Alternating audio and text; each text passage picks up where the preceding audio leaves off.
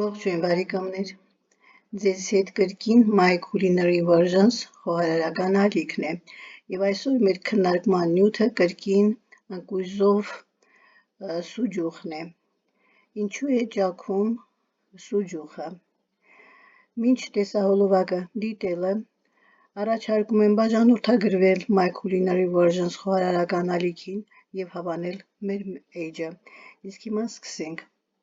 5 պատճառ, թե ինչից է, որ ջաքում է սուջուխը։ Պատկերը ավելի ամբողջական լինելու համար այս տեսահոլովակի հետ մեկտեղ կարող եք դիտել նաև նախորդ 3 տեսահոլովակները, եթե դեռ չեք դիտել։ Դրանք են շարոց սուջուխ քայլ առ քայլ, 5 պատճառ, թե ինչու ընկույզով շարոց սուջուխը չի չորանում, կպչուն է լինում եւ հարցի 5 լուծում, եւ երրորդ տեսահոլովակը այսպիսի հարց. երկրորդ սորտի ալյուրի դեպքում ընկույզով շարոց սուջուխը կչորանա, թե չի չորանա։ Այսօր 4-րդ տեսահոլովակը կլինի։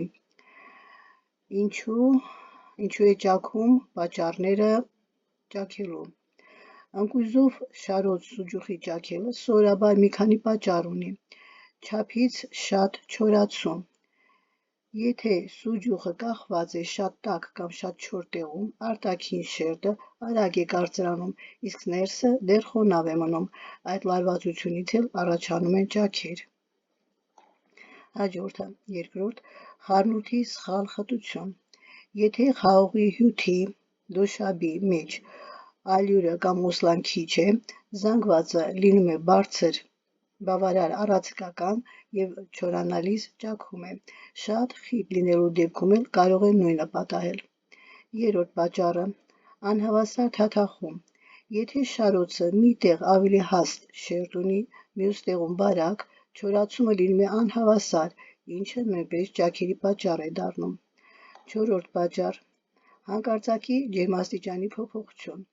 Օրինակ, եթե սուջուխը սկզբում չորանում է սառը տեղում, հետո տեղափոխվում է տաք միջավայր կամ հակառակը,